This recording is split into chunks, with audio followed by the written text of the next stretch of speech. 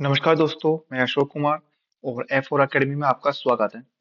आज हम बात करने वाले हैं पेपर पीवाईक्यू सेट नंबर 5, जिसके अंदर हम सॉल्व करने वाले हैं 5 फरवरी 2025 का शिफ्ट 2 का पेपर, जिसमें हम ओनली सॉल्व करेंगे मैथ्स की क्वेश्चन।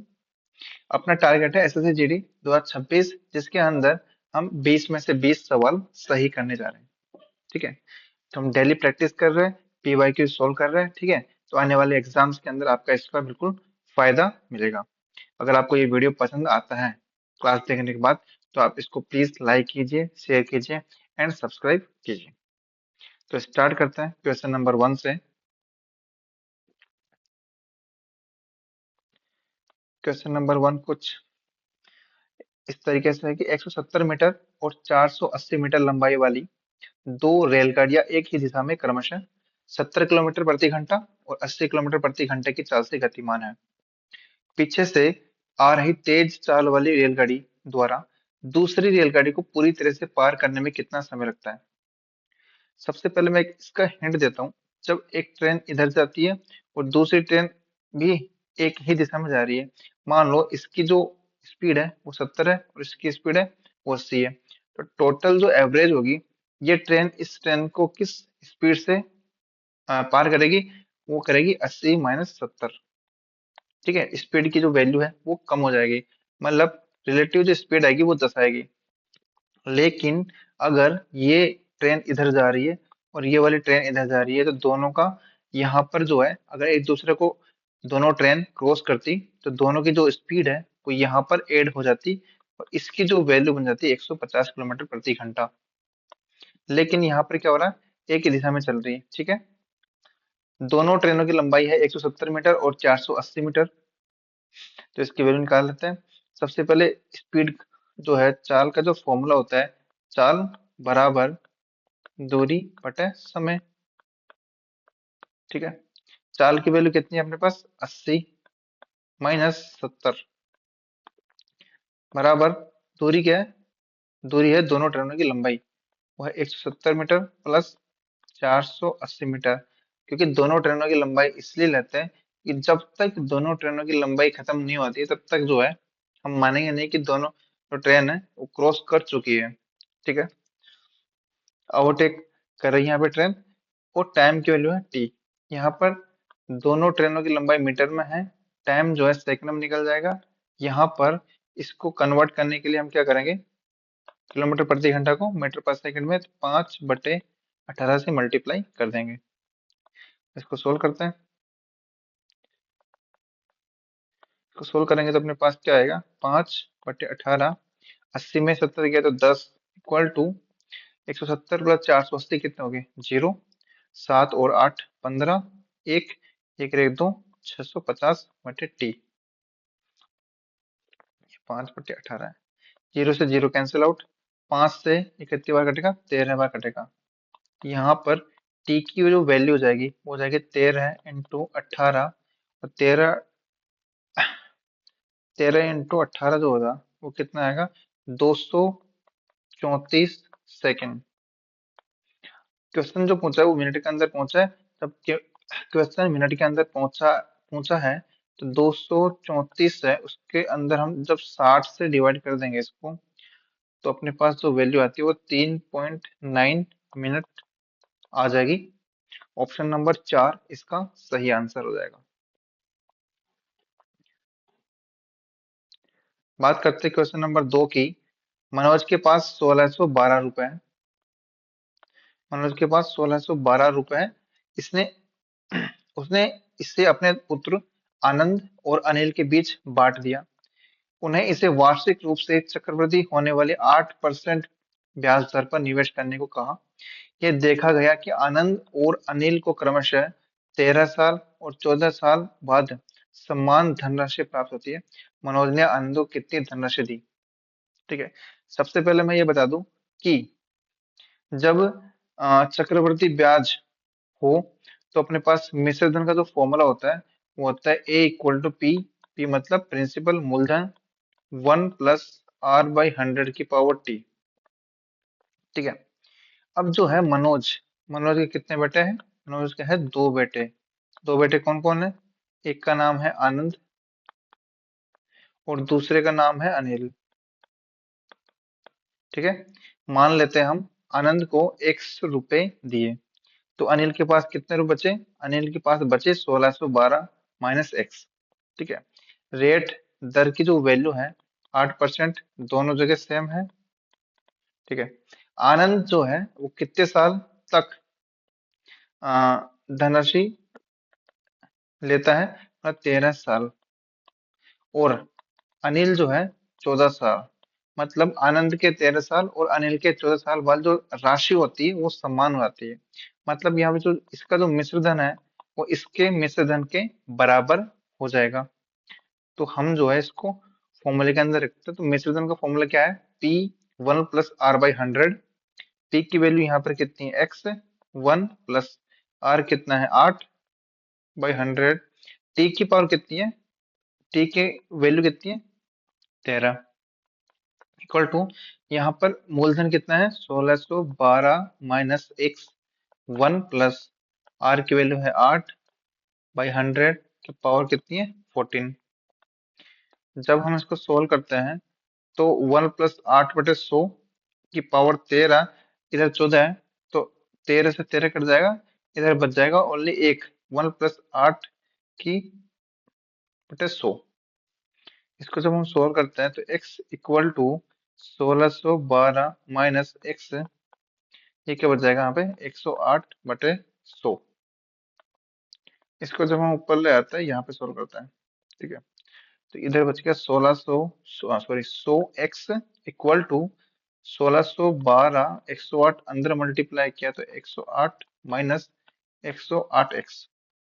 108x जो है इधर आया तो कितना बचा? 208x equal to 1612 into 108। यहाँ से 1612 को मल्टीप्लाई करते हैं 108 से तो अपने पास वैल्यू आती है 174,096। 208 से जब हम इसको डिवाइड करते हैं तो अपने पास जो वैल्यू आती है 837 रुपए। तो मनोज ने आनंद को 837 रुपए दिए थे। ऑप्शन नंबर 2 इसका सही आंसर हो जाएगा। बात करते हैं नेक्स्ट क्वेश्चन की। इसका मूल्यांकन कीजिए, मतलब इसको सोल्व करना है। तो अपने पास जो वैल्यू है क्या है? 32/8 इंटू 3 माइनस 3 इंटू 3। बोर्ड मास का रूल लगाएंगे यहाँ पे। बोर्ड मास क्या बोलता है? ठीक है, ब्रैकेट। ठीक है, डिवीजन ये सब करेंगे पहले। तो डिवीजन मल्टीप्लिकेशन, उसके बाद में सब्सट्रैक्शन और एडिशन करेंगे। ठीक है, सबसे पहले हम क्या करते हैं? डिवीजन करते हैं। डिवीजन करने करेंगे तो क्या होता है? ये 8 को 4 से मल्टीप्लाई किया 32, यहाँ पे 3 को 3 से मल्टीप्लाई किया 9, 4 को 3 से मल्टीप्लाई किया तो ये हो गया 12, इधर आ गया 9। यहाँ पर आंसर जो आएगा ऑप्शन नंबर 3 इसका सही आंसर है। बात करते हैं क्वेश्चन नंबर 4 की। एक शर्ट की कीमत में पहले 15% की वृद्धि हुई और फिर 12% की कमी हुई। एक बार फिर 8% की वृद्धि हुई। शर्ट की कीमत में निव्वल वृद्धि या कमी परसेंट निकालना है। ठीक है, मान लेते हैं शर्ट की जो कीमत है वो है 100। ठीक है, अब जो है पहले 15% की वृद्धि करता है तो 15% इंक्रीज करने के बाद कितना होगा? 115/100। उसके बाद बोल रहा है 12% की कमी करते हैं तो 12% की कमी करने का मतलब होता है 100 में से 12 के कितना बचा? 88। 88/100। फिर उसके बाद में 8% की वृद्धि होती है तो 8% की वृद्धि होती है तो 108/100। ये नए सेट की वैल्यू आती है। इसको हम सोल्व कर लेंगे। सोल्व करेंगे तो 100 से 100 कैंसिल आउट, बाकी संख्या को सोल्व करते हैं तो 115 इंटू 88 इंटू 108 बराबर, डिवाइड करेंगे 10,000 से तो अपने पास जो वैल्यू आती है वो आती है 109.296। ठीक है, नई वैल्यू क्या है? इतनी है। पहले कितनी थी? 100 थी। तो 109.296 में से 100 घटा देंगे तो अपने पास जो वैल्यू बचेगी वही जो इसका आंसर हो जाएगा, 2.296% की वृद्धि हुई। ठीक है, तो अपना आंसर जो हो जाएगा यहाँ पर ऑप्शन नंबर 3 इसका सही आंसर हो जाएगा। ये लगभग किसके बराबर है, 9.3 के। क्वेश्चन नंबर 5 की बात करते हैं। दो स्टेशन ए और बी एक दूसरे से 370 मीटर की दूरी पर है। एक ट्रेन स्टेशन ए से 9 बजे पर चलती है तथा स्टेशन बी की ओर 20 किलोमीटर प्रति घंटे की चाल से यात्रा करती है। दूसरी ट्रेन स्टेशन बी से 10 बजे पर चलती है और स्टेशन ए की ओर 50 किलोमीटर प्रति घंटे की चाल से चलती है। वे किस समय एक दूसरे से मिलते हैं? हम यहाँ पर दो स्टेशन बना देते हैं, ए और बी।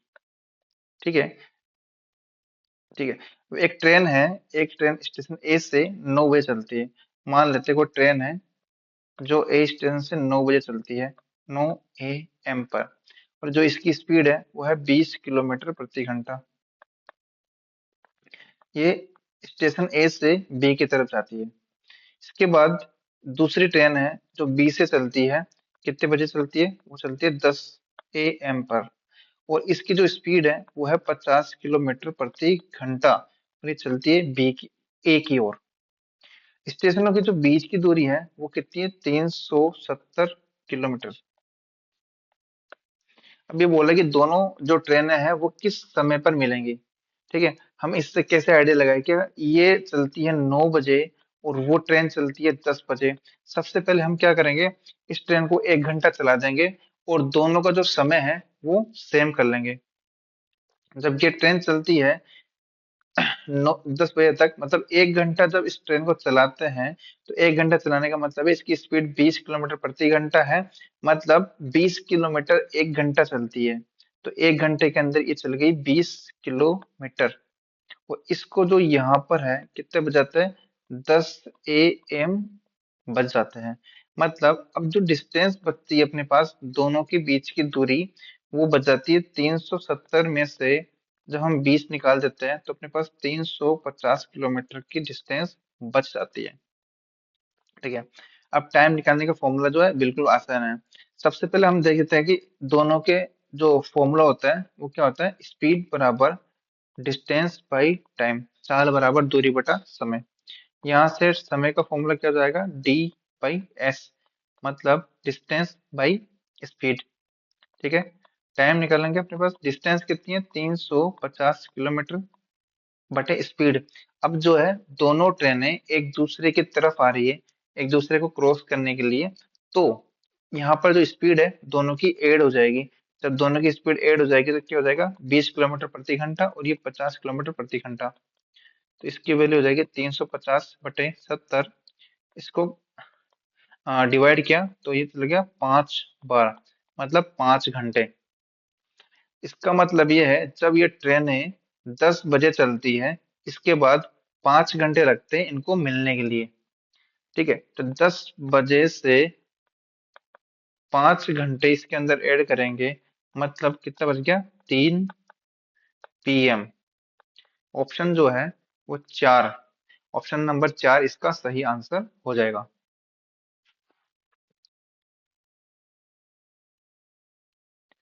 बात करते हैं क्वेश्चन नंबर 6 की। एक समूह में 30 विद्यार्थियों की औसत आयु 18 वर्ष है। जब शिक्षक की आयु शामिल की जाती है तो समूह की औसत आयु 1 वर्ष बढ़ जाती है। शिक्षक की आयु ज्ञात कीजिए। ठीक है, 30 विद्यार्थियों की, 30 स्टूडेंट्स की जो औसत आयु है वो है 18 वर्ष। ठीक है, यहाँ से टोटल 30 स्टूडेंट की जो टोटल आयु है वो कितनी हो जाएगी, 30 को मल्टीप्लाई कर देंगे 18 से तो अपने पास 540 आ जाएगा। इसके बाद बोला जब शिक्षक की आयु शामिल होती है तो मतलब टोटल कितने हो गए, 31 हो गए। जब 31 हो जाते हैं तो समूह की जो औसत आयु है वो 1 वर्ष बढ़ जाती है, मतलब अब हो गई 19। तो टोटल आयु कितनी हो जाएगी, 31 × 19 करेंगे अपन, तो इसकी जो वैल्यू है अपने पास आती है 589। जब इन दोनों का माइनस करेंगे तो टीचर की जो आयु है वो यहाँ से निकल जाएगी, क्या है कि 589 माइनस 540 करेंगे तो इसकी जो वैल्यू है 49 वर्ष आती है। ऑप्शन नंबर 3 इसका सही आंसर हो जाएगा। बात करते हैं क्वेश्चन नंबर 7 की। F1 F2 क्रमशः 2/7, 7/12, 8 और 5/6 था। 5/6, 4/3 और 10 के चतुर्थानुपाती है, तो F1 अनुपात F2 का अनुपात ज्ञात कीजिए। ठीक है, मतलब कुछ ये इसकी इनकी जो वैल्यू है वो कुछ इस तरीके से है। मतलब ये है 2/7 अनुपात 7/12 समानुपात 8 अनुपात F1। यहाँ पर है 5/6 अनुपात 4/3 समानुपात 10 अनुपात F2 है। जब हम इसको सोल्व करते हैं तो अंदर वालों का गुणा बाहर बराबर बाहर वालों का गुणा, तो यहाँ पर जो वैल्यू निकल के आती है अपने पास वो कुछ इस तरीके से है कि F1 into 2/7 equal to 7/12 into 8। ठीक है, तो यहाँ से 4 को 2 से मल्टीप्लाई किया 8, ये गया 3 बार। यहाँ से F1 की जो वैल्यू आती है वो आती है क्या, यहाँ से 2 कैंसिल आउट, तो इसकी वैल्यू आएगी 49/3। यहाँ हम सोल्व करेंगे अपन, तो F2 into 5/6 equal to 4/3 into 10। 3 से ये 2 बार कटा, 5 से ये 2 बार कटा, तो F2 की जो वैल्यू है यहाँ पे वो आती है 16।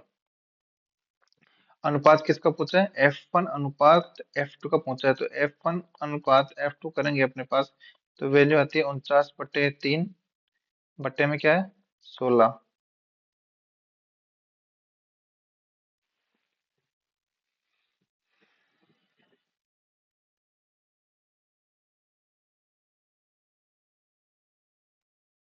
ठीक है, अब इसको सोल्व करेंगे अपने पास, तो सोल्व करेंगे तो क्या आएगा 49, ये ऊपर ये 16 थी 48, 49/48।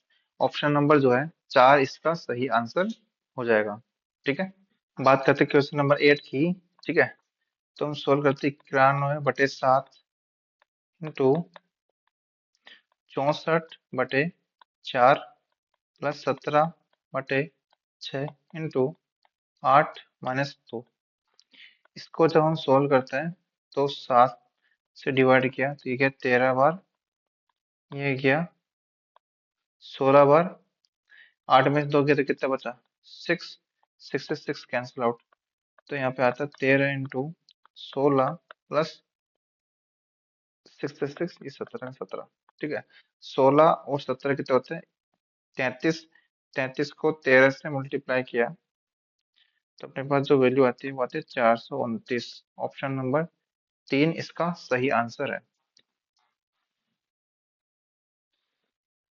क्वेश्चन नंबर अपने पास 9 है। किसी निश्चित कार्य को करने के लिए ए और बी बारी बारी से एक एक दिन छोड़कर कार्य करते हैं, जिसमें बी पहले दिन कार्य करता है शुरू करता है और ए अकेले उस कार्य का 22 दिनों में पूरा कर सकता है। यदि कार्य 11.5 दिन मतलब 11.5 दिनों में पूरा हो जाता है, बी अकेले मूल कार्य का 3/4 भाग कितने दिनों में पूरा करेगा। अकॉर्डिंग टू क्वेश्चन, यहाँ पे ए जो है कितने दिनों में काम कंप्लीट कर लेता है 22 दिनों में। माना कि टोटल काम जो है वो है 22, तो ए की कार्य क्षमता कितनी हो जाएगी 1/22। ए का एक दिन का काम कितना हो जाएगा 1/22। ठीक है, अब जो है ए के द्वारा यहाँ पे टोटल काम कितने दिनों में हो रहा है, टोटल काम जो हो रहा है 11.5 दिनों के अंदर काम हो रहा है। ठीक है, सबसे पहले स्टार्ट करता है बी, उसके बाद ए, उसके बाद बी, उसके बाद ए, ऐसे ऐसे कर करके बी और ए, मतलब पहले दिन या दूसरे दिन या तीसरे दिन या चौथा दिन, ये 11वां दिन और ये 12वां दिन। यहाँ पर बी जो है अल्टरनेट डे पे काम कर रहा है 1, 3, 5, 7, 9 और 11, मतलब बी जो है 6 डे वर्किंग कर रहा है और ए जो है वो कर रहा है 5.5 दिन वर्किंग।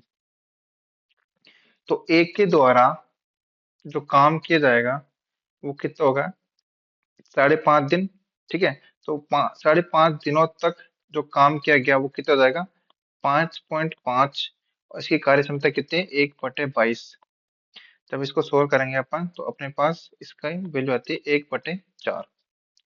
जब ए के द्वारा किया गया कार्य 1/4 है, तो बी के द्वारा किया गया कार्य कितना हो जाएगा, 1 - 1/4 कितना आएगा, 3/4।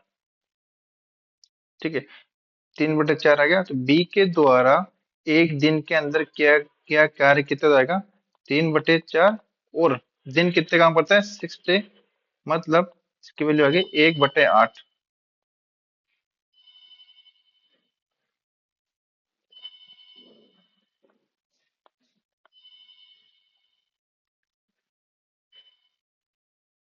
ठीक है, बी की वैल्यू आ गई 1/8। अब जो है बी जो है टोटल काम कितने दिनों में कंप्लीट कर लेगा वो हमें निकालना है। तो वो निकालने के लिए क्या करेंगे, ये बोल रहा है कि बी का जो काम है 3/4 ओरिजिनल वर्क जो है, टोटल कार्य का 3/4 भाग पूरा करने के लिए कितना टाइम लगेगा। ठीक है, तो अपने पास कार्य क्षमता कितनी की, 1/8 है। तो इसको सोल्व कर लेंगे। 3/4 काम करने के लिए कार्य क्षमता अपने पास 1/8। इसको सोल्व किया तो कितना आएगा, 6 डे। टोटल काम का 3/4 भाग जो है वो 6 दिन में कंप्लीट कर लेगा। ऑप्शन नंबर 4 इसका सही आंसर हो जाएगा।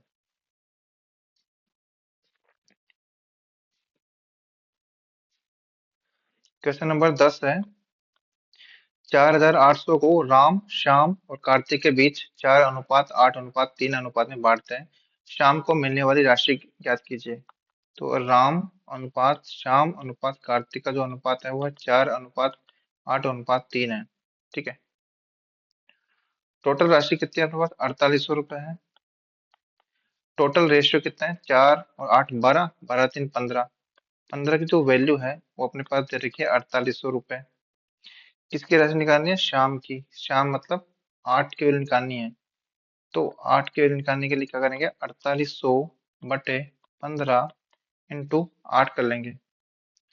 जब इसको सोल्व कर देंगे तो 4800/15 इंटू 8 करेंगे तो अपने पास 2560 रुपये आता है। ऑप्शन नंबर 3 इसका सही आंसर हो जाएगा। क्वेश्चन नंबर 11 की बात करते हैं। किसी जिले की जनसंख्या 3,69,69 है, जिसमें 1,86,000 पुरुष है। 45% जनसंख्या साक्षर है। यदि 45% पुरुष साक्षर है तो साक्षर महिलाओं का परसेंटेज निकालना है। यहाँ पर टोटल जो जनसंख्या है वो है 3,69,000 जनसंख्या है। यहाँ पर मेल और फीमेल, फीमेल मेल की जो संख्या है वो है 1,86,000। तो इसके अंदर महिलाओं की संख्या कितनी होगी, महिला की संख्या हो जाएगी 1,83,000। ये महिला हो गई। अब ये बोला कि 45% जनसंख्या जो है वो साक्षर है। तो इसका 45% निकाल लेते हैं अपन। टोटल का टोटल का 45% अपन निकाले तो 3,69,000 की संख्या है। इसमें से 1,66,050 जो लोग हैं वो साक्षर हैं। ठीक है, और ये बोला 45% पुरुष भी साक्षर है। तो 45% पुरुष की जनसंख्या निकाल लेते हैं। तो 1,46,000 जो है, 1,46,000 वो है साक्षर है। 1,86,000 की 45% निकाले अपन तो वैल्यू आती है 83,700। ठीक है, टोटल साक्षर जो है वो है 1,66,050। और पुरुष साक्षर जो है 83,700 है। मतलब फीमेल के जो साक्षर है वो इसके अंदर माइनस कर देंगे। 1,66,050 में से 83,700 निकालेंगे तो कितना हो गया,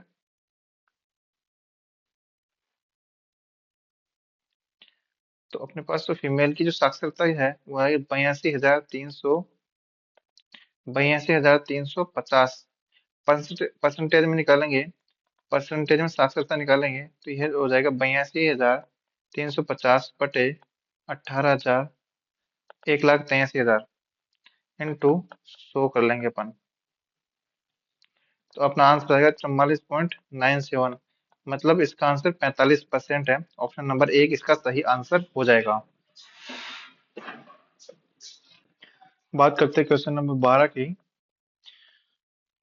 एक व्यापारी क्रय मूल्य से 20% अधिक मूल्य अंकित करता है, इसके बाद 20% की छूट देता है, लाभ या हानि परसेंट ज्ञात कीजिए। ठीक है, तो क्रय मूल्य मान लेते हैं अपन कितना 100 है, तो एमआरपी यहाँ पर कितनी हो जाएगी, एमआरपी की वैल्यू हो जाएगी 120। अब बोले 20% की छूट देता है, 20% छूट देने का मतलब होता है एमआरपी के अंदर 20% की छूट, तो एमआरपी में से 20% छूट के बाद कितना बचा, 80%। इसकी जो वैल्यू जाएगी उससे विक्रय मूल्य निकल जाएगा। एमआरपी की वैल्यू अपने पास 120 इंटू 80/100 इक्वल टू एसपी। यहाँ से एसपी की वैल्यू कितनी जाएगी, 12 को 8 से मल्टीप्लाई किया 96। सीपी क्रय मूल्य की जो वैल्यू है अपने पास 100 है, एसपी विक्रय मूल्य अपने पास 96 है, कितना कम हो गया, 100 माइनस 96 4। यहाँ 100 से कंपेयर कर रहे हैं तो अपने पास 4% की हानि हो गई। ऑप्शन नंबर 2 इसका सही आंसर हो जाएगा। बात करते हैं क्वेश्चन नंबर 13 की। निम्नलिखित का मान ज्ञात कीजिए। कैलकुलेट करना है, अपने पास 44/4 इंटू 48/8 प्लस 21/5 इंटू 7-2। इसको जब हम सोल्व करें तो 4 से डिवाइड करें अपने पास, तो इसकी जो वैल्यू आती है वो आती है 11। 8 से डिवाइड किया तो 6 बार गया, 7 में से 2 गया तो कितना बचा, 5, और 5 से 5 कैंसिल आउट। यहाँ पर जो इसकी वैल्यू बनती है वो बन रही है 6 प्लस 21। 11 इंटू 6 और 21 कितने हो गए, 27, और 11 को 27 से मल्टीप्लाई किया तो वैल्यू आती है अपने पास 297। ठीक है, ऑप्शन नंबर 4 इसका सही आंसर हो जाएगा। बात करते हैं क्वेश्चन नंबर 14 की। दो संख्याओं का एलसीएम और एचसीएफ क्रमशः 168 और 6 है। यदि उनमें से एक संख्या 24 है तो दूसरी संख्या ज्ञात कीजिए। दो संख्याओं का जो गुणनफल है वो होता है एलसीएम और एचसीएफ के गुणनफल के बराबर होता है। तो एक संख्या लेते हैं x है, दूसरी संख्या अपने पास दे रखी है कितनी, 24। एलसीएम की वैल्यू है 168, एचसीएफ कितना है 6। यहाँ से x निकालेंगे तो 6 डिवाइड किया 4 बार, ये 4 से डिवाइड किया 4 16, ये 2 42। ऑप्शन नंबर 2, ऑप्शन नंबर 1 इसका सही आंसर है। क्वेश्चन नंबर 15 की बात करते हैं। यदि घनाभ की लंबाई दोगुनी कर जाए, ऊंचाई आधी और चौड़ाई तिगुनी कर दी जाए तो इसका नया आयतन ज्ञात कीजिए। जो घनाभ का जो आयतन है, घनाभ का आयतन होता है एल लंबाई इंटू चौड़ाई इंटू ऊंचाई। लेकिन अब ये बोल रहा है कि नया आयतन ज्ञात कीजिए जब लंबाई दोगुनी कर दी जाए, तो लंबाई को अपन करते हैं दोगुनी, ऊंचाई जो है वो आधी कर दी जाए तो ऊंचाई जो है वो आधी कर दे, और चौड़ाई तिगुनी, चौड़ाई कर दे अपन 3 गुनी। ठीक है, यहाँ से क्या निकल के आ रहा है, 2 से 2 कैंसिल आउट, अपने पास निकल के आ रहा है L 3 into L B H. L B H किसकी वैल्यू है, वी की, तो ये हो गया 3 वी। तो जो नया आयतन है पुराने आयतन का 3 गुना हो जाएगा। ऑप्शन नंबर 3 इसका सही। बात करते हैं क्वेश्चन नंबर 16 की। वार्षिक साधारण ब्याज की समान दर पर अमित 5400 रुपए निवेश करता है, गोपाल 9400 रुपए की राशि का निवेश करता है। यदि 6 वर्ष के अंत में गोपाल की अमित से 960 रुपए अधिक ब्याज प्राप्त होता है तो वार्षिक ब्याज की दर ज्ञात कीजिए। ठीक है, सबसे पहले मैं बता दूं कि साधारण ब्याज का जो फॉर्मूला होता है वो होता है PRT/100, मूलधन इंटू दर इंटू समय बटे 100। ठीक है, यहाँ पर जो गोपाल का साधारण ब्याज है और अमित का साधारण जो ब्याज है, उनका जो अंतर दे रखा है वो दे रखा है 960 रुपए। ठीक है, तो अब निकाल लेते हैं गोपाल का। ऐसा ही कैसे निकालेंगे? मूलधन कितना है गोपाल का? इसने लगाई 9,400 रुपये। 9,400 रुपये। रेट जो है निकालनी है, टाइम कितना देर का है? 6 वर्ष बटे 100। माइनस अमित का मूलधन कितना है? 5,400। रेट और टाइम कितना देर का है? 6 वर्ष बटे 100 बराबर 960 रुपये। ठीक है, अब हम इसको सोल्व कर लेते हैं। 2 जीरो से 2 जीरो कैंसिल आउट, 2 जीरो से 2 जीरो कैंसिल आउट। यहाँ पर जो है अपने पास आ, कितना हो गया? 96 को 6 से मल्टीप्लाई किया, 94 को 6 से मल्टीप्लाई किया तो 564 आर, माइनस 54 को 6 से मल्टीप्लाई किया 324 आर की वैल्यू है 960 रुपये। ठीक है, तो 564 में से 324 निकालेंगे तो अपने पास 240 आर हो गया 960। आर की जो वैल्यू है वो जाएगी, यहाँ से जाएगी 4%। ऑप्शन जो है एक इसका सही आंसर हो जाएगा। बात करते हैं क्वेश्चन नंबर 17 की।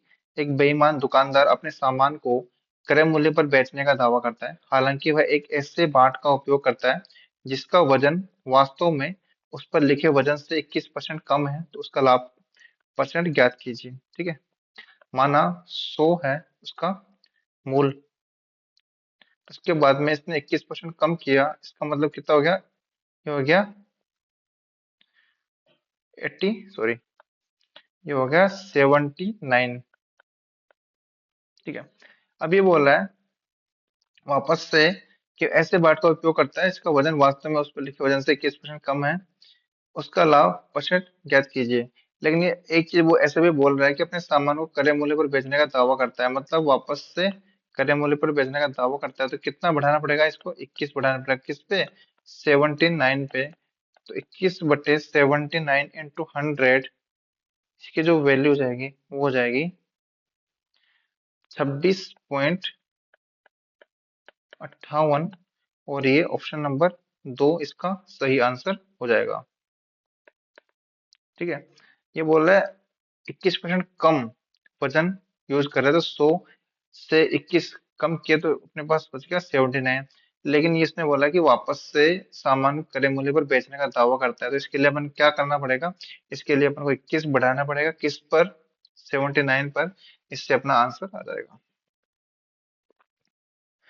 क्वेश्चन नंबर 18 है, महेश के पास 1617 रुपए हैं। उसने इसे अपने पुत्र विजय और अजय के बीच बांट दिया। उन्हें इसे वार्षिक रूप से चक्रवृद्धि ब्याज होने वाले 10% ब्याज दर पर निवेश करने को कहा। देखा गया कि विजय और अजय को क्रमशः 15 वर्ष और 16 वर्ष बाद समान धनराशि प्राप्त होती है। महेश ने विजय को कितनी धनराशि दी? ये वाला क्वेश्चन अपन कर चुके हैं इस तरीके से। वापस से बता दो कि जो मिश्रण का जो फॉर्मूला होता है चक्रवृद्धि ब्याज के अंदर, वो होता है ए इक्वल टू पी 1 + r/100 की पावर टी, जहां पर ए मिश्रधन है, पी मूलधन है, आर दर है और टी समय है। ठीक है, अब जो है महेश के पास कितने 1617 रुपए हैं। इसने किस किस को बांटा? इसने बांट दिया विजय को और अजय को। विजय के पास मान लेते हैं अपन 100 रुपए है, तो अजय के पास जो राशि होगी वो 1617 माइनस एक्स राशि होगी। ठीक है, रेट जो है दोनों के पास कितनी है? 10% है। विजय की जो उम्र है कितने साल, विजय ने कितने साल तक रखा है? तो विजय ने 15 साल तक रखा है टी की वैल्यू। यहाँ पर आर की वैल्यू 10% है और टी की जो वैल्यू है वो है 16 वर्ष। ठीक है, अब दोनों की जो राशि है 15 वर्ष और 16 वर्ष के बाद समान है, मतलब इसका मिश्र धन बराबर इसका मिश्र धन हो जाएगा। तो इसके मिश्रण का फॉर्मूला लगाएंगे अपन। एक्स पी, पी का मतलब एक्स हो गया 1 + आर की, आर है 10, 10/100 की पावर कितने की? 15 बराबर यहाँ पर 1617 माइनस एक्स 1 + 10/100 की पावर कितनी हो जाएगी? 16। यहाँ से 15 से ये वाली पावर कट जाएगी, इधर बच जाएगी, ये 16 है तो एक बच जाएगी 1 + 10/100। तो यहाँ से x equal to 1617 minus X, and 0 से 0 कैंसिल आउट, तो यहाँ पे बचेगी वैल्यू 11/10। ठीक है, इसको इधर सोल्व किया अपन, तो 10 इधर आया, तो 10x बराबर 1617 minus 1617 into 11 minus 11x, 11x इधर आ गया, तो इसकी वैल्यू 21x, 21x बराबर 1617 इंटू 11। यहाँ से x की जो वैल्यू आएगी वो आएगी, यहाँ से 21 की x की जो वैल्यू आएगी वो आ जाएगी अपने पास 846 रुपए, और ऑप्शन नंबर एक इसका सही आंसर हो जाएगा। बात करते हैं क्वेश्चन नंबर 19 की। अनवर, अमित और गोपाल का औसत वजन 45 किलो है। अनवर और अमित का औसत वजन 43 किलो है। अमित और गोपाल का वजन जो है 42 किलो है। अमित का वजन ज्ञात कीजिए। तो यहाँ पे बात करते हैं अनवर प्लस अमित प्लस गोपाल का जो औसत वजन है 45 किलोग्राम है। तो टोटल वजन कितना हो जाएगा? हो जाएगा 135 kg। मतलब 45 को 3 से मल्टीप्लाई कर देंगे। यहाँ पर अनवर प्लस अमित का जो है औसत वजन है 43 किलो। ठीक है, तो टोटल वजन कितना हो जाएगा? हो जाएगा 86 किलो। मतलब 2 से मल्टीप्लाई कर देंगे। यहाँ पर अमित प्लस गोपाल का औसत वजन 42 किलो है, तो टोटल वजन हो जाएगा 84 किलो। अमित का वजन निकालना है। अमित का वजन निकालने के लिए क्या करना पड़ेगा? गोपाल का वजन चाहिए। गोपाल का वजन निकालने के लिए क्या करेंगे? यहाँ पर इक्वेशन एक में अनवर और अमित का वजन रख देंगे। तो इक्वेशन नंबर एक, इक्वेशन नंबर दो, एक दो से एक और दो से किसका वजन निकालेंगे? अपन गोपाल का वजन निकालेंगे। कैसे? 135 में से अनवर और अमित का वजन निकाल देंगे। कितना है? 86 kg। 86 kg, तो ये कितना हो जाएगा? ये हो जाएगा 135 में से 86 निकाला, तो अपने पास वजन आ गया 49 kg। ठीक है, जब गोपाल का वजन 49 kg आ गया, तो यहाँ से अमित का वजन निकालेंगे। तो अमित का वजन निकालने के लिए 84 माइनस 49 करेंगे, तो ये जो वजन हो जाएगा, ये हो जाएगा 84 में से 49 अपन ने निकाला, तो ये होगा 35 kg। ऑप्शन नंबर 4 इसका सही आंसर हो जाएगा। बात करते हैं लास्ट क्वेश्चन की, क्वेश्चन नंबर 20। एक दुकानदार ने 500 रुपए एक दुकानदार ने 500 रुपए में एक वस्तु खरीदी। 28% लाभ प्राप्त करने के लिए उसे उस वस्तु को किस मूल्य पर बेचना होगा? 500 रुपए की अपने पास कोई वस्तु है, 28% का लाभ चाहिए, मतलब 128/100। इसको जब सोल्व किए, तो 5 × 128, 640 रुपए आएगा। जब 640 रुपए में बेचेंगे तब जाके उसको 28% का लाभ होगा। तो ये अपना ऑप्शन नंबर 3 इसका सही आंसर हो जाएगा। आज के क्वेश्चन कंप्लीट होते हैं। अगर आज आपको ये क्लास बिल्कुल पसंद आती है, क्वेश्चंस आपसे हो रहे हैं, सोल्व हो रहे हैं, आपको समझ आ रहा है, तो प्लीज इस चैनल को सब्सक्राइब कीजिए और इस वीडियो को भी लाइक कीजिए। Thank you guys.